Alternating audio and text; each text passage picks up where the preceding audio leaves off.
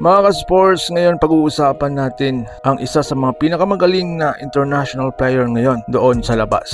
Walang iba si Remy Martin. Isang pangalan na madalas marinig ng mga Gilas fans pero hanggang ngayon hindi pa natin siya nakikita sa national team. Isang Phil-Am guard na may championship pedigree, explosive speed at Pinoy pride. Kaya ang tanong lang lahat, bakit hindi pa siya nakalaro para sa Gilas Pilipinas? Kung trip mo po ang ganitong content, paiwan ng follow at pa-subscribe na din. Tara, simulan na natin. Si Remy Martin ay ipinanganak sa Burbank, California, pero may dugong Pinoy mula sa kanyang ina. Lumaki siyang mahilig sa basketball at mabilis na pansin dahil sa kanyang energy at fearless style of play. Sa Arizona State University, naging isa siya sa mga paboritong college players. 2 beses na All-Pac-12 guard at kilala sa clutch performances. Paglipat niya sa Kansas Jayhawks, doon lalong sumabog ang kanyang pangalan. Noong 2022 NCAA tournament, si Remy Martin ay naging spark plug off the bench at nagbigay ng instant offense at leadership. At sa huli, naging bahagi siya ng Kansas Jayhawks team na naging national champions.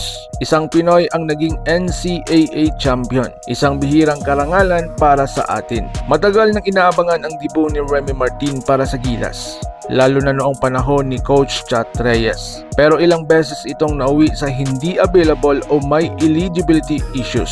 Ayon sa mga ulat, si Remy ay kailangan dumaan sa proseso ng FIBA eligibility dahil hindi siya nakakuha ng Philippine passport bago mag 16 years old. Ibig sabihin, kung papasok siya, magiging naturalized player, hindi lokal, at malaking sagabal yon sa rotation. Ngayon mga ka-sports, may mga fans ang naniniwala kung papayagan ng FIBA o makahanap ng paraan ang SBP, pwedeng maging game changer po si Remy Martin sa Gilas, lalo na sa guard position. Isipin mo, isang guard na may NCAA championship experience, NBA caliber speed at Pinoy heart. Bagay na bagay siya sa fast-paced offense at never say die attitude ng Gilas Pilipinas. Si Remy Martin ay isang player na simbolo ng what if.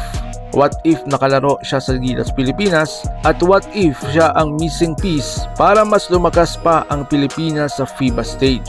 Hanggang ngayon mga ka-sports, umaasa pa rin ang mga fans na balang araw makikita natin siyang nakasuot ng Gilas jersey at maririnig natin ang crowd na sumisigaw na mabuhay ka Remy Martin. Kung nagustuhan mo po ang ating video, paiwan ng follow, subscribe at pahit ng notification bell para updated po kayo mga ka-sports sa ating mga uploads. So paano? Ingat po kayo.